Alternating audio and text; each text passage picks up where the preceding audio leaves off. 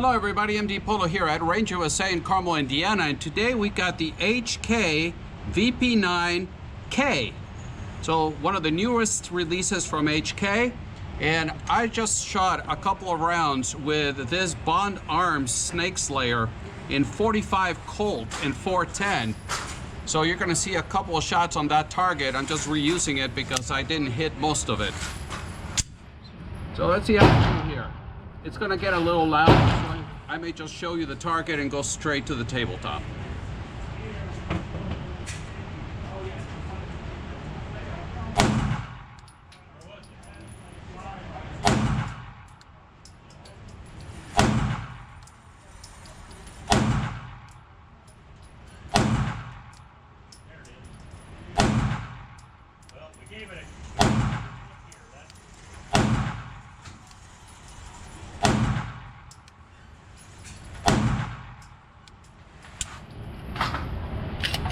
Okay, we'll talk about this. I always write the slide on these. But let me turn you around. I'm 10 yards out.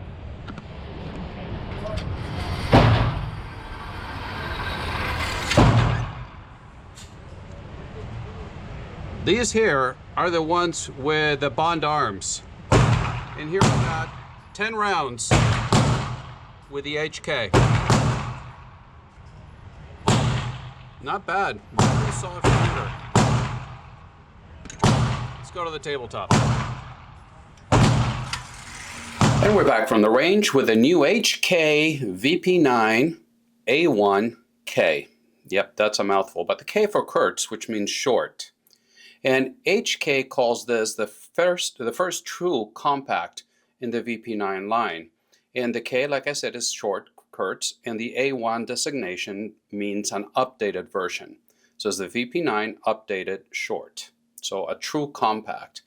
And HK makes it in two models. One that is the optics ready, we'll talk about that, and the other one which is optics equipped, which comes with a Holosun SES direct mounted to the slide. So we'll talk about all the optics things a little bit later.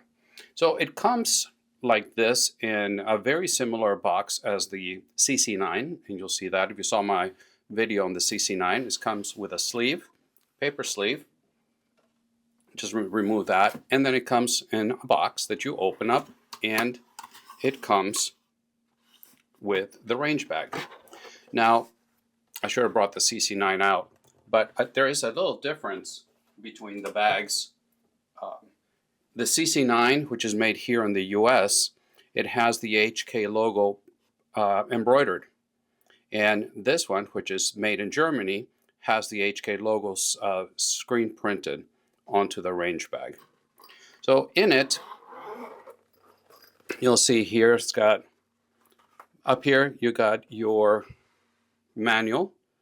And I took off I removed the lock, but it didn't come with an HK sticker. So they shorted me on the sticker, not happy about that. But you've got the bag that contains all your back straps and your side panels to customize your gun. We'll go over that. It comes with two mags. I have an extra one because this one here is from the P30. And you'll see that the P30 mags actually work on the VP9 like they've always have. But there are some differences there that we'll talk about. So removing the gun here. Let's see, where's the little, there it is. Put this aside a little bit. It comes with this gimmicky here that attaches to the pick rail on it. But there it is, the VP9 A1-K. And both firearms I'm going to show you have been safety checked. So if you do searches online about the VP9, this one, the A1-K, about where it's made, and some searches, even with AI, will tell you that it was made in the US, designed in the US, made in the US for the concealed carry market here in the United States. Other searches tells you that it was designed for the US market, but built in Germany. So which one is right? I called, the gun says made in Germany, so I was going to go by that. I called HK, and after 4 different phone calls, and the first 3 waiting over 30 minutes online before I got cut off by the computer saying nobody's available, I got a hold of a very nice guy, and he said that all the VP9s, the older ones and the new ones, are made in Germany. This was designed for the US market, but they're all made in Germany. So I guess they're standardizing their packaging, but I just showed you how you can tell a difference between the two. All right. So you get the range pouch, you get 2 mags, you get a manual, a sticker, and you got the back straps and the side panels that come with it. Of course, it's a 9mm striker-fired pistol.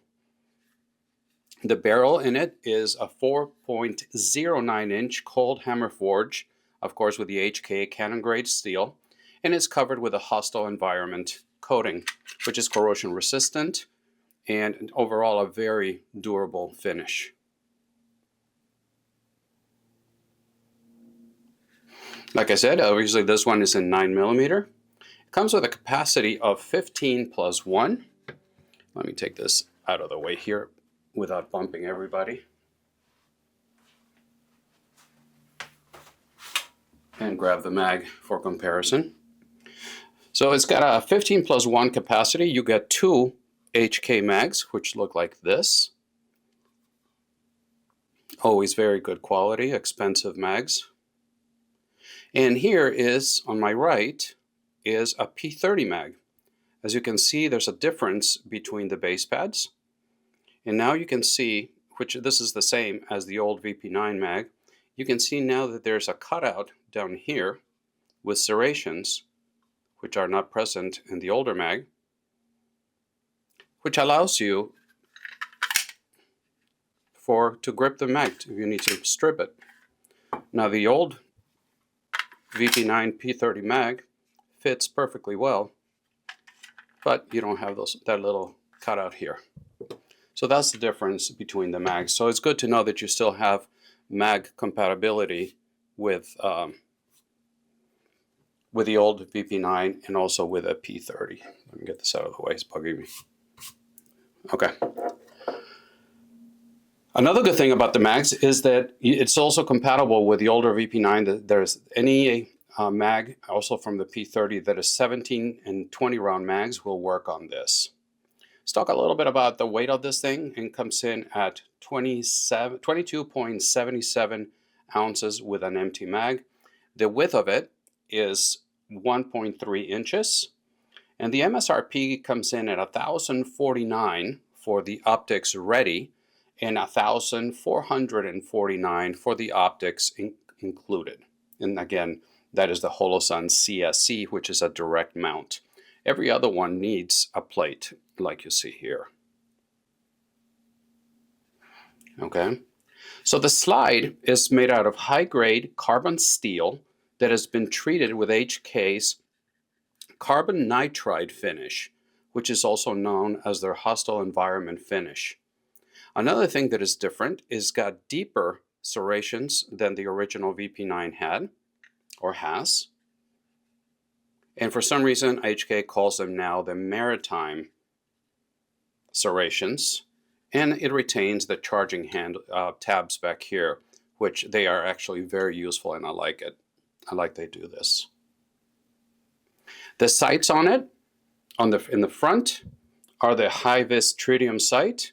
In the rear sight, it is serrated, blacked out, and you get a little bit of a co-witness, not much with this Holosun EPS. I haven't tried it with other red dots, but they look a little tall, but with the Holosun EPS, they do not co-witness. But before I put the red dot on, the sights were very nice. I enjoyed the sight picture. Now, if you get the one that is optics included with the Holosun SES, like I mentioned, the front sight is not going to be tritium. It's going to be just a blacked out sight. Now let's talk about the optics mounting system. It is, I guess I would call it optics capable, unless you get the one with optics included. Excuse me. It's optics capable because they do not give you a plate. It's not even like Walther or Beretta that you have to call and request your free plate. They just don't give you a plate.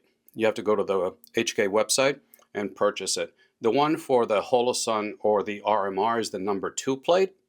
They also have separate plates for EPS or for the Holosun 509T. But you can go to the website and they'll tell you exactly which number plate you need for your optic.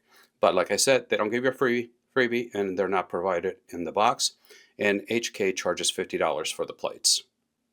So not too happy about that. Now continuing down, you got the polymer frame with a 4-slot pick rail, which is very nice.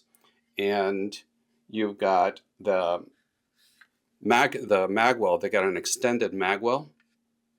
Not extended, a flared magwell, and they retain the lanyard loop back here, the capacity for a lanyard loop. We already talked about the mags with how they got the cutout to be able to strip them out if needed.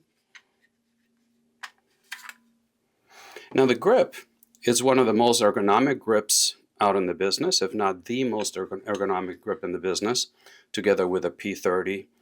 They just did a fantastic job with it. And as you notice here, they removed the finger grooves that the original VP9 has. So no more finger grooves here. That I like better. It's not that I had a problem with it, with the original one, but this one just feels more comfortable to me. Another thing that they improved, so we already talked about the serrations up here. We talked about, well, we're going to talk about the trigger. And in the old VP9, you had 27 different configurations that you could do between the back panels and the side panels. With a new A1, you get 54 different configurations that you can do. You got 3 different back straps, small, medium, large, and you got 3 side panels, small, medium, and large. So you can truly customize this to your needs. And with this pistol is the first time that I've actually used the available back straps and side panels that they give you. I changed the back one. It comes with a medium. I put the small one. I got medium-sized hands. I put the small one in the back. I put the small on the left panel, and I put the medium one on the right panel a little bit more. It just helps fill the void in my hand a little bit better. But you can just customize this to your heart's content. As far as controls are concerned, I really like the paddle, the mag release paddle that is here. And as you can see, it's ambi. I think that works very well. And that's one thing that I wish HK would have done with the CC9, is to have it with the paddles. And they're not as small as they do it on the P30. So I think they did a very good job. And the mags just blow out of there. Okay.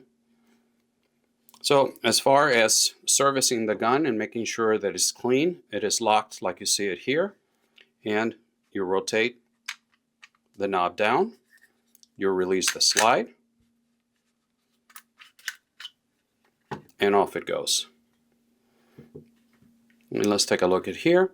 Another thing you're going to see that is different from the original VP9 when you're looking at the internals of it is that it is now, you can see the trigger bar now, it is kind of like a gray silver color.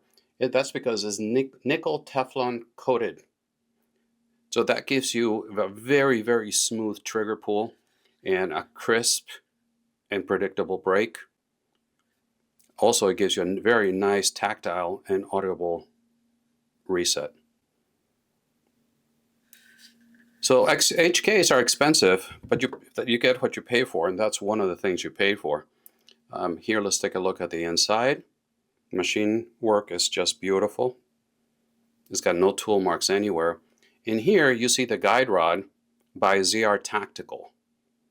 You always hear me talking about him because he does fantastic products. And it does help a lot with the recoil. It was already a very soft shooting gun, but this is the original, the factory HK. On the bottom is the factory HK guide rod, and on the top you've got the ZR Tactical one. But both work very well. I just like the way the gun behaves better with the ZR Tactical guide rod.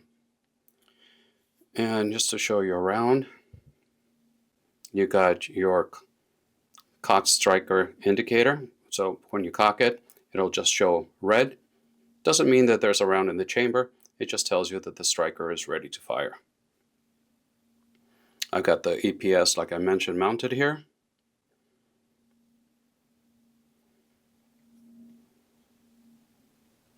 You got your large external extractor. And there you go. So to put it back together, lock it to the back, flip it, test for function, and you're ready to go. So while we're doing that, let's take a look at the trigger, which is very nice. You got your safety dingus here, which actually disappears flush with the trigger, which is not truly curved all the way, but it's not flat. I think they did a very good job with it.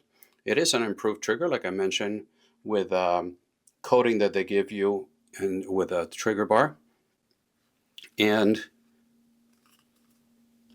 with the size of the panels on back here, now that you got three, the medium, large, small, medium, and large, I can really customize where my pad hits and sits on the trigger, which is wonderful. So here you go. This appears very smooth, and there's your wall and a crisp break. There's no rolling break. It's just a very crisp break. Now HK says that it breaks anywhere between 4.5 and 5 pounds, and I'm sorry, 4.5 to 5.5 pounds. And this one on a 5-pull average is breaking at 4.5. So very nice trigger. Let's look at it again.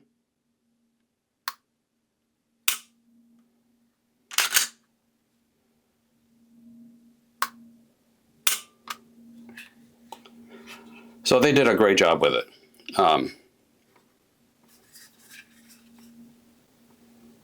Yeah. Holsters. And when I finally got a hold of HK, we talked about holsters, and they said that the changes to the dimensions of the new VP9 A1-K are very, very minimal.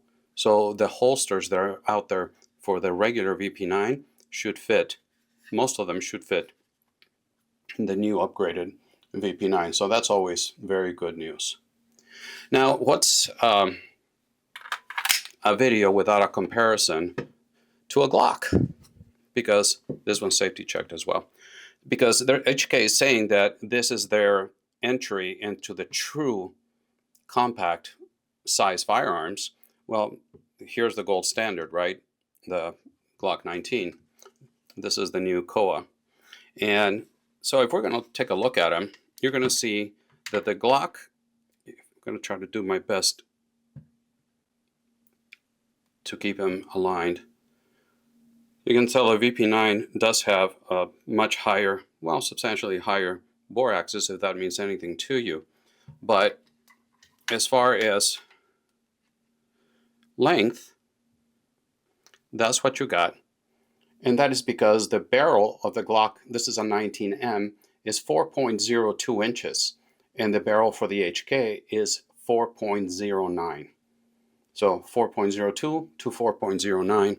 And that's what you see there. That's why that difference. But other than that, they're pretty much identical. So HK really did bring and design a compact to come into the US market. Now, what do I like? Let's start with the likes and dislikes. What I like a lot about the HK, the VP9, is that to me, in my hands, it was very accurate, as you saw in the shooting portion of the video at the beginning. And it was very accurate. It was very easy to control. It's a little bit more flippy than the Glock, but it comes back to zero faster than the Glock, at least for me and in my hands. I really enjoy that. The recoil was very manageable and smooth, both with the ZR Tactical, which was better, but with the factory guide rod, it was also very nice. But I highly recommend that you pick up some with the recoil guide rod from ZR Tactical. Like I said, it returns to zero very quickly. I like how ergonomic is, the grip, and how I was able to customize it to my hand. I like the new little strippy thing here to pull the mags out if that's what needed to happen. So just overall, I had a really hard time trying to decide or try to give you any negatives. But the first one that jumps to mind on the negatives, or the dislikes, I guess, is that it's optics capable, but it's not optics ready. You know, I had to wait and order a plate and pay $50 for the plate in order for this to be mounted and have my red dot on my gun. So that's something that I wish the manufacturers wouldn't do that, especially when they're charging over $1,000 for a firearm. But, and that it brings to the other negative is that it's very expensive. It's a polymer handgun, but it's HK, right? What are you going to do? You pay for what you pay premium for that. But this, you get a Glock 19. Well, this one was over $1,000 also, but that's because of the optic. But without both of them, without optics, this one is pushing $650, and this one is over $1,000. So, do you see a $400 difference value-wise? Leave that in the comments. Tell me what you think. Which one would you pick? Maybe that's another video that I should do. So, just those are the two negatives that I was able to come up with. I really enjoy this gun. And I've shot the VP9, the original VP9. I've shot it quite a bit. I just never was crazy about it. I didn't think it was different enough for me to buy it compared to what I already had. And you've seen my videos before in the past about the VP9 SK, which I love that gun. I shoot it very well, and I didn't see a need to get my only other option was the full size, because they didn't have the 15 rounder, which I've ordered a holster, and perhaps I'm going to start carrying this as well. What else can I tell you? What am I missing? Well, let's wrap it up. I'm already at 20 minutes. So my final thoughts on it is that I think that HK did a fantastic job with this. It's been reliable, accurate, and a soft shooter. It's expensive, especially for a polymer gun compared to what's available in the market today. But I don't think it gets much better than this, to be honest with you. I've shot the Canex, and I just don't get the same feeling as I did with this. And I know that all that is personal preference, but I'm telling you that for me, I think HK knocked it out of the ballpark in the compact arena with a new HK VP9 A1-K. They also have the full size, which is the F, but that's for another video. So please let me know in the comment section, what are your thoughts on this new HK? Have you shot it? Do you own it? Are you going to buy it? Yes, no, why? I would really like to hear and read your comments. So once again, please remember that I upload videos every Friday morning, and when I can on Wednesday as well. I'm experimenting a little bit on Fridays on the time of my uploads, which have been always at around 5:30 in the morning. I'm trying to see if sometimes uploading it in the afternoon, early evening will give me a little bit more exposure. So just bear with me. It will still be on Fridays, but the time of the upload might change. My videos upload to Rumble, and I'm also posting content to Instagram and X. So that's all I have for you today. Thank you so much for stopping by. And until the next time, God bless.